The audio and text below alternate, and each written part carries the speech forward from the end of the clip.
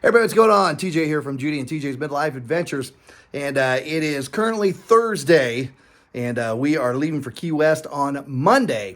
But before we go, got a couple of very important things I need to do, and that is to play in 2 different hockey games.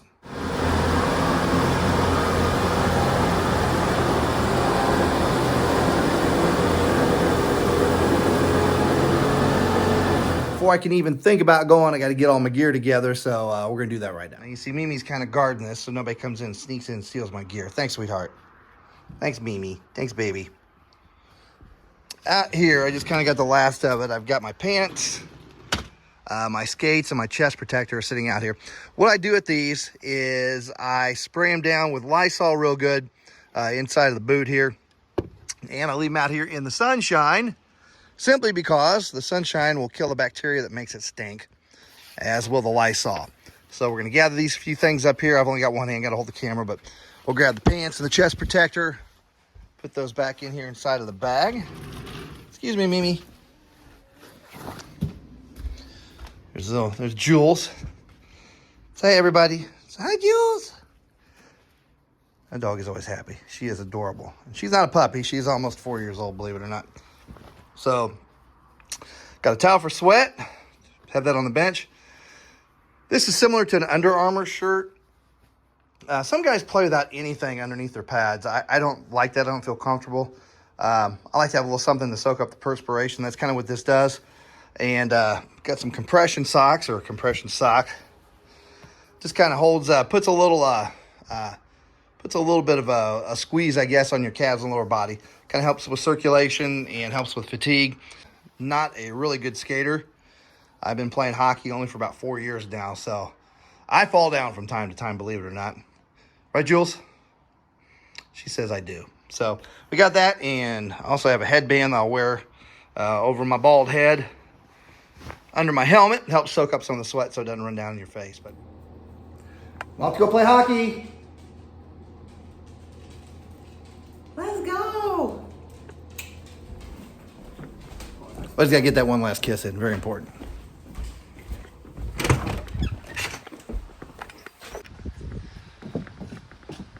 All right, so we got the gear loaded up. Everything's in the racing Prius. Sticks. Big bag full of stuff. Got more stuff in there than I really need, which is good, I guess. That way I know I've got everything I should have. So next stop is going to be the ice barn.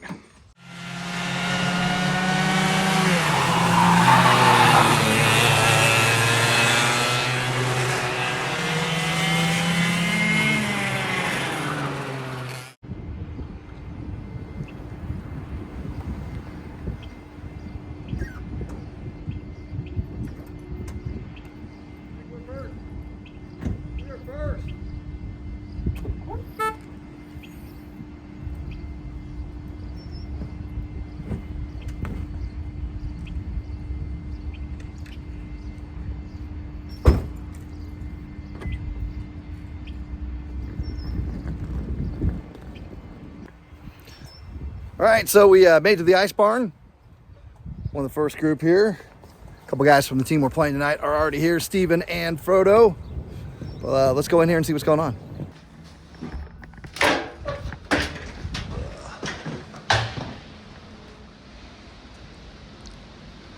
Here's what I love. Absolutely love this right here. Having been a volunteer coach for youth hockey, I can tell you that is just absolutely distracting for the kids to have their parents anywhere where they can hear them, let alone see them. But here are the benches now. Nothing special. Scorer's table, another bench. After that, it was time to put all the gear on. Now I'm going to do a time lapse here for you, but no, this takes somewhere around 7 to 10 minutes if I'm not talking too much.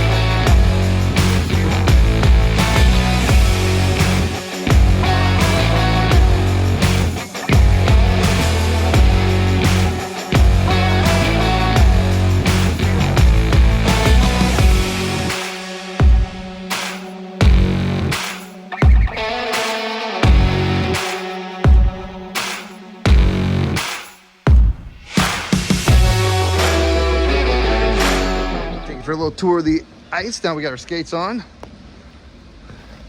Little referee's box where they can sit and chat with each other and not be disturbed. This is when it is at its best. It's just a touch of water on it from the Zamboni. Right on the top, you can see the glare there. When it's very dry, it's very hard to skate on. That sounds a little odd. But here later, towards the second, third period of this game, there's no Zamboni cleanup in between periods like in college or the NHL or anything like that. So it gets pretty chewed up, but you can see it doesn't take long to get from one end to the other. Let's count strides. We'll go from goal line to goal line here. All right. 1, 2, 3, 4, 5, 6, 7, 8. About 9 or 10-ish. That's about all it takes.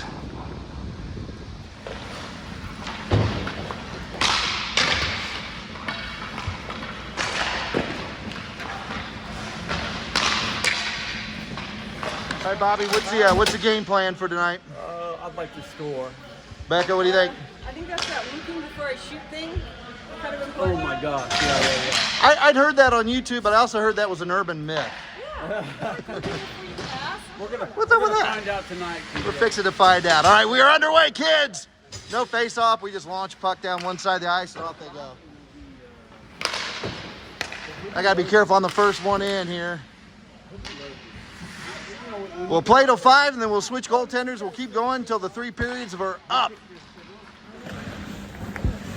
Whew. Not a good first shift at all. Sloppy passing.